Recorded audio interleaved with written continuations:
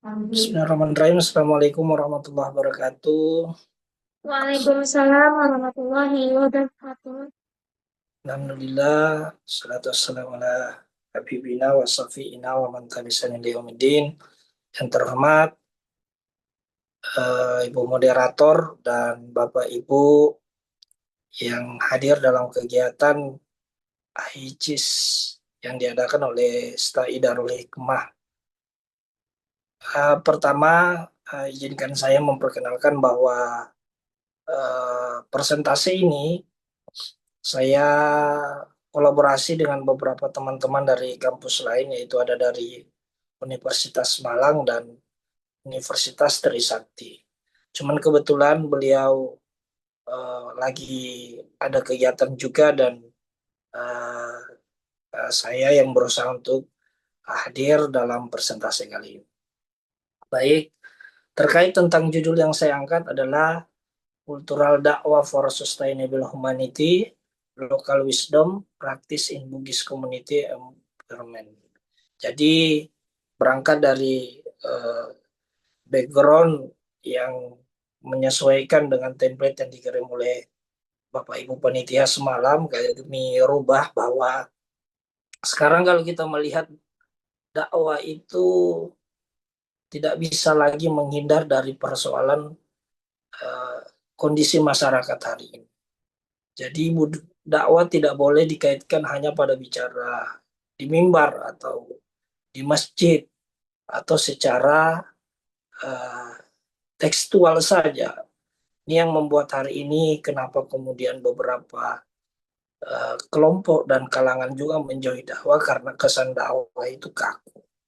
Nah, oleh karena itu tawaran kami bicara tentang dakwah dan budaya karena budaya dalam kaitannya dengan penyebaran agama dan khususnya agama Islam di Indonesia itu tidak lepas dari budaya. Bagaimana kemudian budaya menjadi salah satu uh, kendaraan di dalam memperkenalkan Islam khususnya agama. Contoh misalnya di Jawa ada para sunan misalnya Sunan Kalijaga yang mencontohkan dengan wayang kemudian orang mengenal agama atau Islam. Nah di Bugis sendiri bagaimana? Dia berangkat dari salah satu adagium atau moralitas atau uh, apa kata yang sebenarnya singkat tetapi padat dengan makna. Sipaka tahu, sipaka labi dan sebagainya ini masih sangat relevan dengan bagaimana masyarakat Sulawesi khususnya di Bugis Makassar menggunakan adagium ini. Kemudian selanjutnya adalah integrasi nilai budaya Bugis inilah yang kemudian sangat krusial untuk kemudian kami angkat dan menjadikannya sebagai sebuah uh, apa tawaran di dalam memperkuat dakwah yang berbasis dengan kemanusiaan atau dakwah berkelanjutan. Nah, selanjutnya kalau kita lihat problemnya, nah di sini ada beberapa masalah yang bisa kita lihat bahwa dari penelitian ini eh, masih banyak yang menganggap bahwa nilai Bugis itu hanya untuk orang Bugis saja misalnya, tidak bisa digunakan oleh masyarakat yang lain karena bisa jadi orangnya juga tidak pernah datang ke Makassar atau mungkin yang dilihat perspektif Makassar atau Sulawesi lagi marah-marah akhirnya menganggap bahwa nilai itu hanya milik orang Makassar atau orang Sulawesi saja atau orang Bugis saja. Nah, ini salah satunya. Kemudian tantangan selanjutnya adalah bagaimana kemudian nilai ini tidak berhenti pada masyarakat Sulawesi saja. Nah, oleh kemudian itu ditawarkanlah kemudian sosial ekologinya juga. Bagaimana dakwah itu bisa hadir ketika orang ibaratnya kayak HP atau teknologi hari ini yang ketika orang bicara dakwah semua orang berbondong-bondong untuk mencari tahu, bukan sifatnya doktrinal. Saya kira di sisi lain kemarin ketika viralnya pesantren yang dibuat oleh Trans7 itu salah satu pembelajaran yang besar buat kita bahwa dakwah hari ini perlu kemudian untuk ditekankan bagaimana perspektif dakwah itu sendiri khususnya pada bagian konteksnya, bukan hanya teksnya saja, termasuk bagaimana peran pesantren hari ini harus dibuka sebesar-besarnya meskipun beberapa hal yang tanda kutip tidak untuk diperbincangkan, tetapi saya kira perlu untuk kemudian kita ajarkan kepada generasi, bukan hanya kita, tetapi generasi sesudahnya. Kemudian urgensinya, pentingnya melestarikan kearifan lokal yang mulai tergerus. Saya kira ini salah satunya yang tadi saya contohkan, saya kira memang salah satu efek daripada modernisasi adalah segala hal yang sifatnya tidak bisa diterima oleh modernitas dianggap sebagai sesuatu yang ketinggalan ataupun malahan tidak bisa. Kalau di awal-awal dulu perdebatan malahan dianggap sebagai sebuah bid'ah, kurafat, dan lain-lain sebagainya. Tetapi kita tidak bisa bohong bahwa kearifan lokal lah yang kemudian menjadikan seseorang untuk dikenal, agama untuk kemudian lebih mudah untuk dilaksanakan gara-gara kearifan lokal tersebut. Nah, selanjutnya ini adalah general objektif atau apa secara umum dan secara khusus yang kami tawarkan di dalam tulisan ini. Yang pertama adalah menjelaskan kontribusi dakwah budaya terhadap pembangunan sosial berkelanjutan.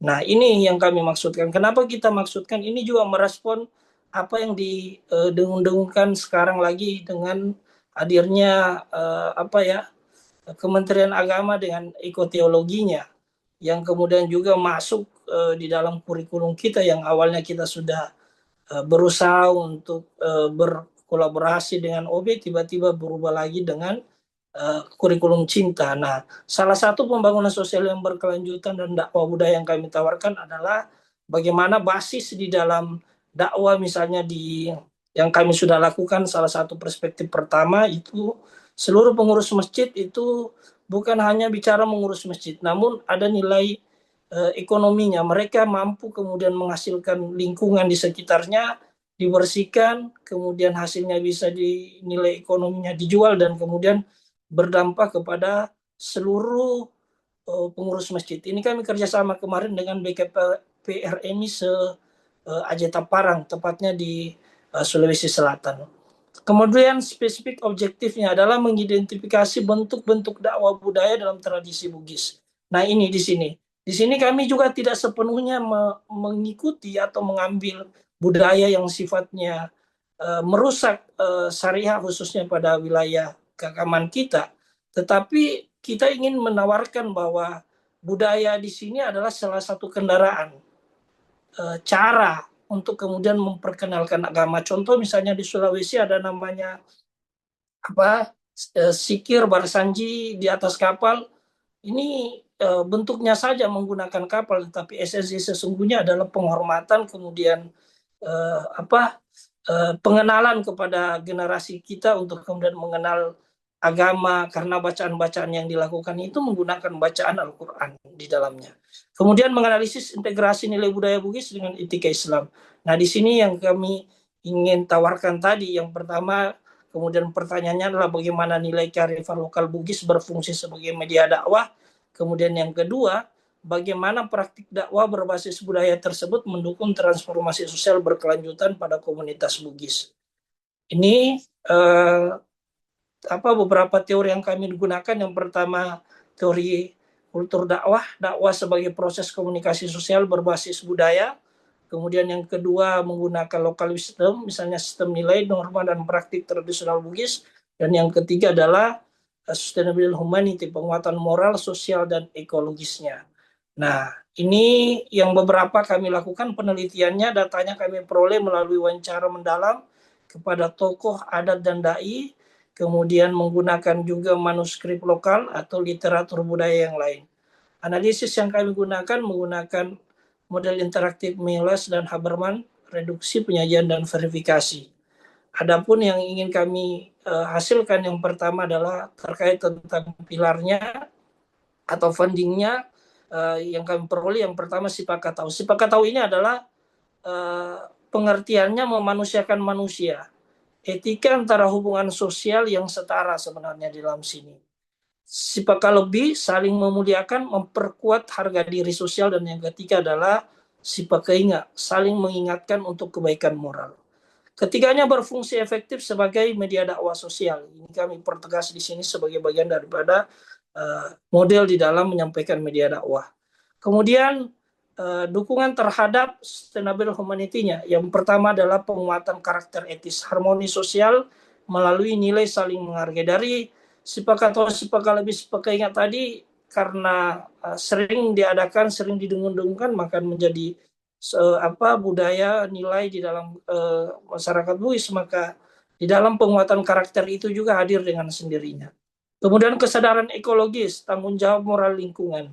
Nah, ini juga sebagai Khalifatul Fir'ar, ini juga dilakukan dalam penguatan program, misalnya salah satu misalnya di mana di Bulukumba itu ada salah satu apa apa budaya di sana, masyarakat yang dikenal ketika ingin melakukan pernikahan itu menanam pohon. Namanya suku Kajang di Bulukumba itu. Nah, kemudian pemberdayaan pembangunan desa yang inklusif dan partisipasif. Kemudian proses sosiokultural, dakwah menjadi praktik hidup sehari-hari. Nah, dakwah budaya menyediakan jembatan epistemik antara Islam dan budaya Bugis. Agama dan budaya lokal tidak dipertentangkan, melainkan saling menguatkan. Model ini relevan bagi transformasi sosial karena tumbuh dari akar lokal dan dapat direplikasi dalam komunitas lain. Jadi, yang ingin kita sampaikan bahwa di dalam penyampaian dakwah berbasis agama menggunakan budaya lokal adalah cara pendekatan yang saya kira sebenarnya tidak hal yang baru. Namun yang ingin kami sampaikan bahwa nilai yang kami tekankan di sini untuk kembali mengingatkan bahwa keberlanjutan itu bukan hanya sebatas budaya, tetapi bagaimana cara memperkenalkan budaya itu juga kepada generasi sesudah kita.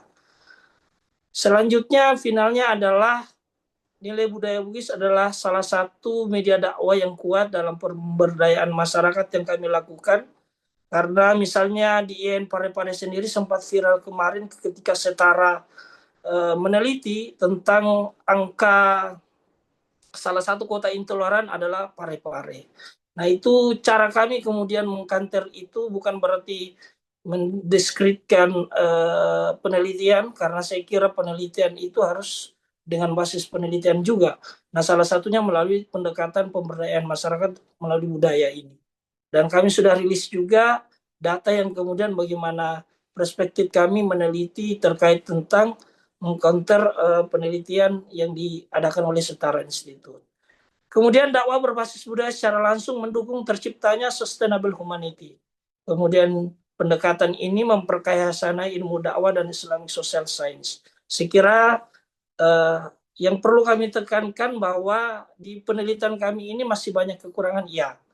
Tetapi di dalam kegiatan hari ini kami mengajak juga berkolaborasi, kami juga menerima masukan di dalam memperbaiki tulisan ataupun penelitian-penelitian kami selanjutnya. Ini beberapa referensi yang kami gunakan, Bapak Ibu sekalian, dan saya kira itu dulu yang ingin saya sampaikan terkait tentang kesempatan kali ini.